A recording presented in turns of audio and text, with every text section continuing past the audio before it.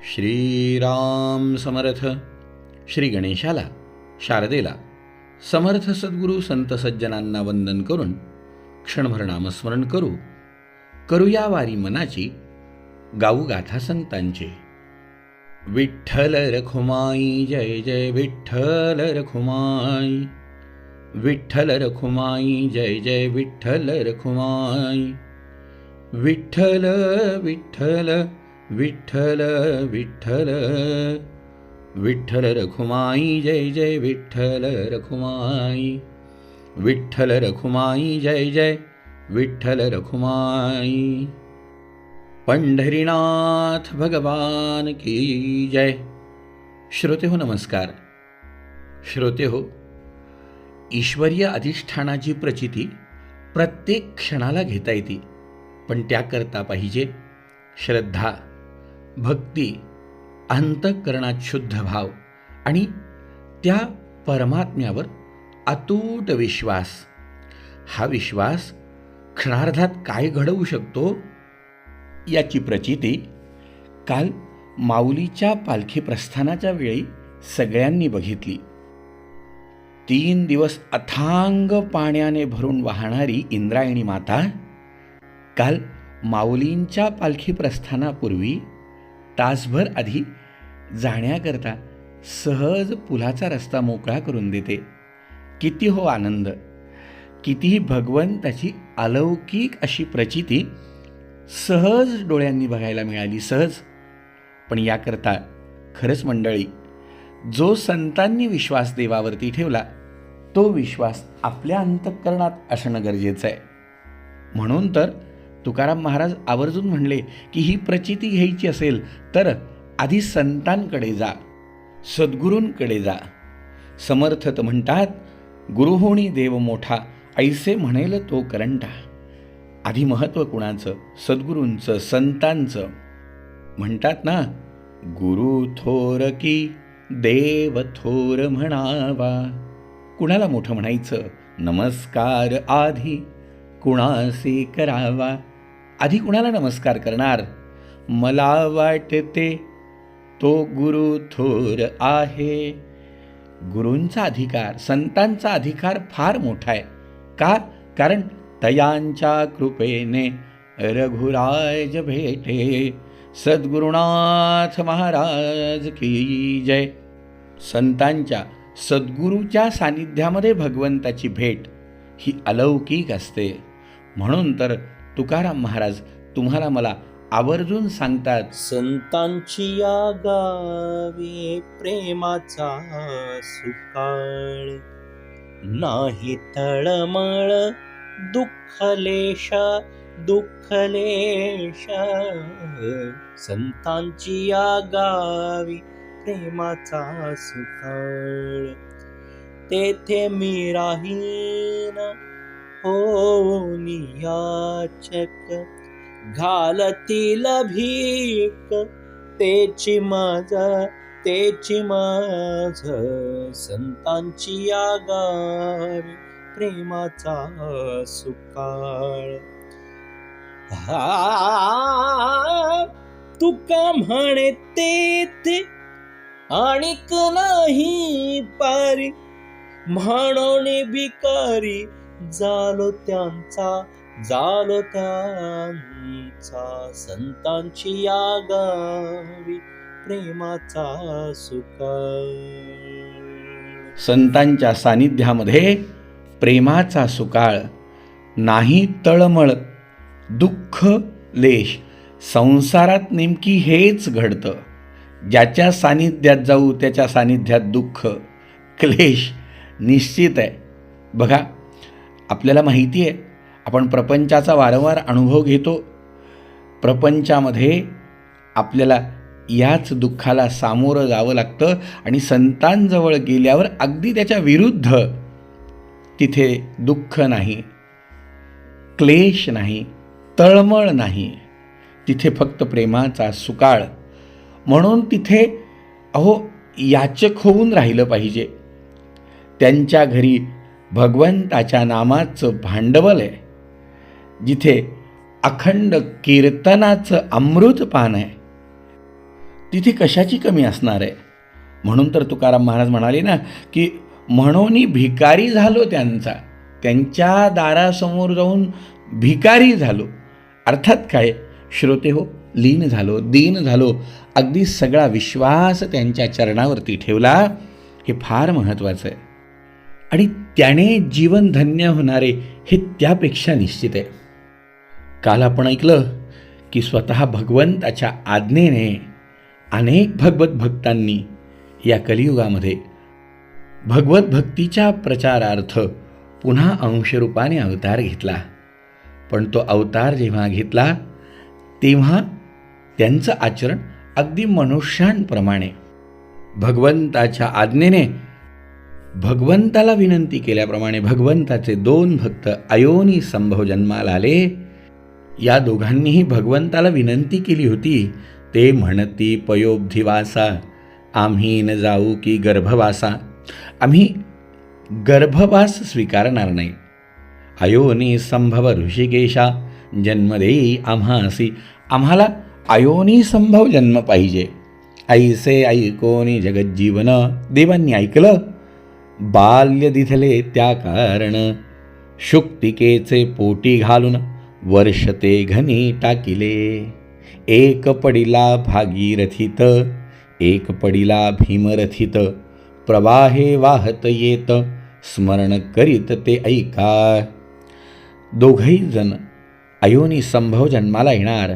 शिंपला पडिला भागीरथीत, जो भागीरथीत पडलेला शिंपला तो राम राम स्मरण करीत, रामनामाचं स्मरण करीत पडला.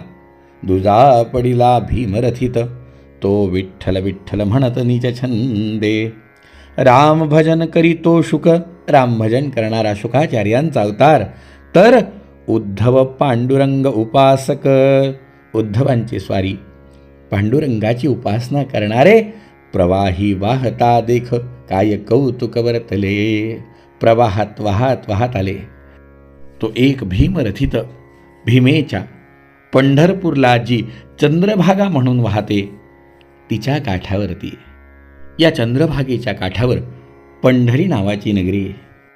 या पंढरीमध्ये दामाजी शिंपी वैष्णवजन, परमभाविक पुण्यपावन, भक्तिज्ञान वैराग्यपूर्ण, त्याचे ठाई असती हो. दामाजी नामक शिंपी भगवंताचा भक्त, गोनाई त्याची कांता, परम भाविक पतिव्रता, पंढरीत राहती उभयता, श्री जगन्नाथा आठवूनी. गोनाई माता आणि दामाजी शेटी दोघांच्या मुखामध्ये येता जाता उठत बसता विठ्ठल विठ्ठल विठ्ठल विठ्ठल विठ्ठल विठ्ठल, भगवंताचं नाम. देहानी प्रपंच सुरू होता, अंतःकरणामध्ये परमार्थ सुरू होता.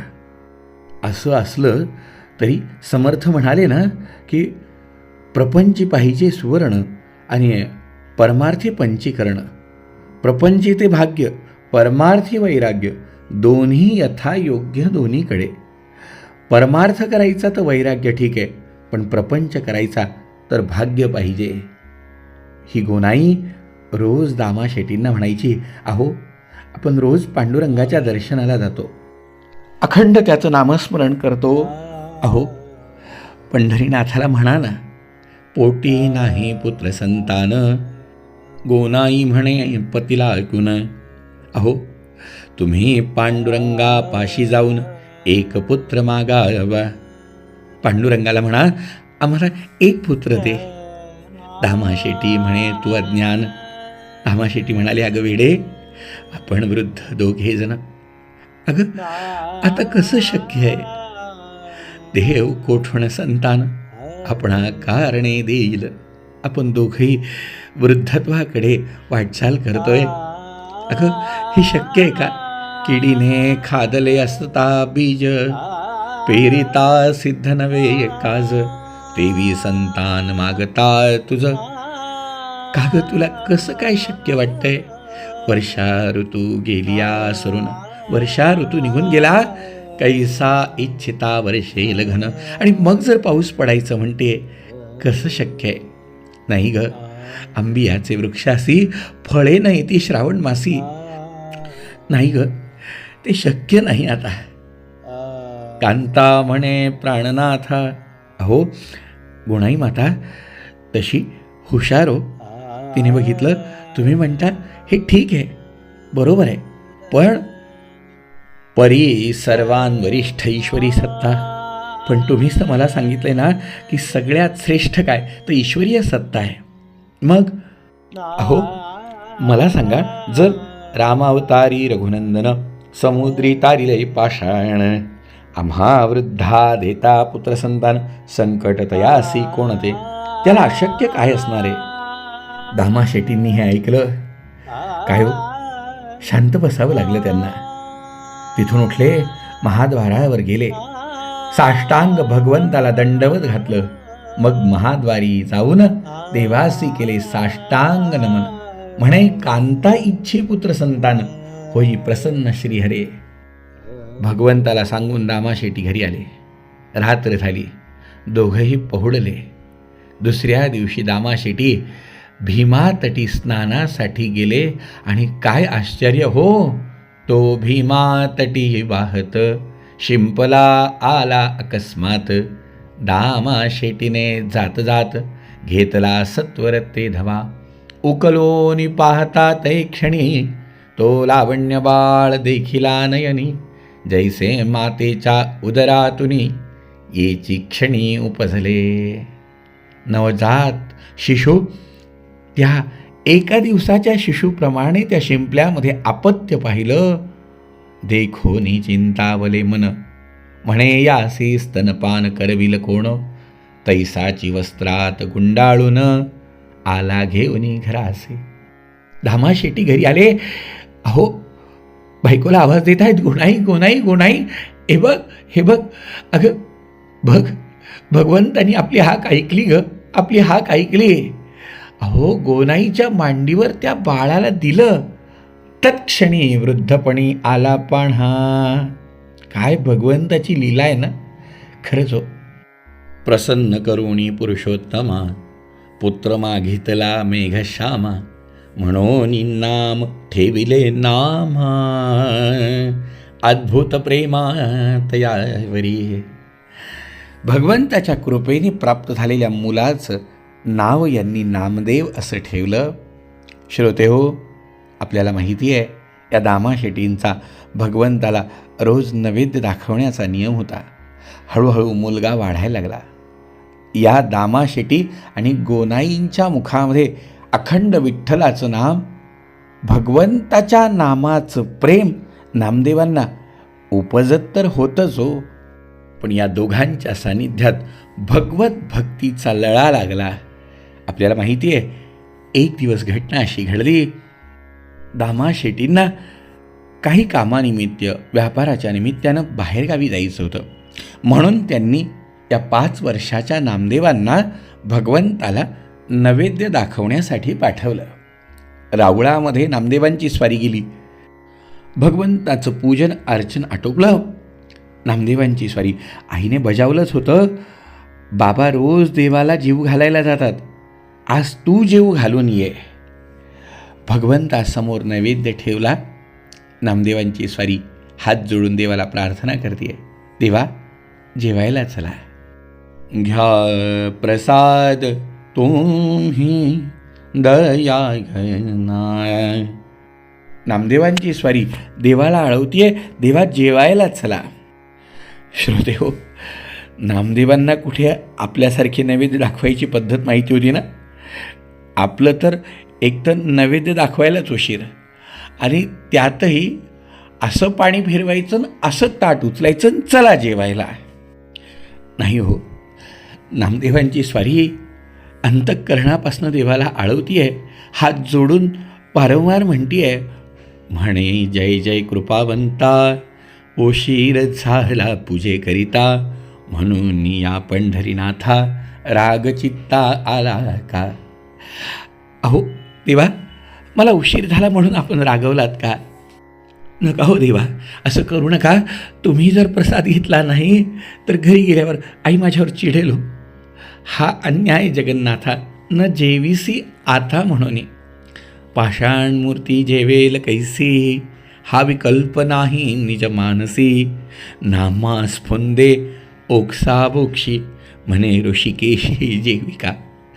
अहो अंतःकरणाच्या तळमळी नामदेवांची स्वारी म्हणते देवा तुम्ही जेवायला चला. आणि मग देखून या नाम्याचा शुद्ध भाव प्रसन्न झाला देवादिदेव. नामयासी समजावूनी केशव आलिंगण देत असे.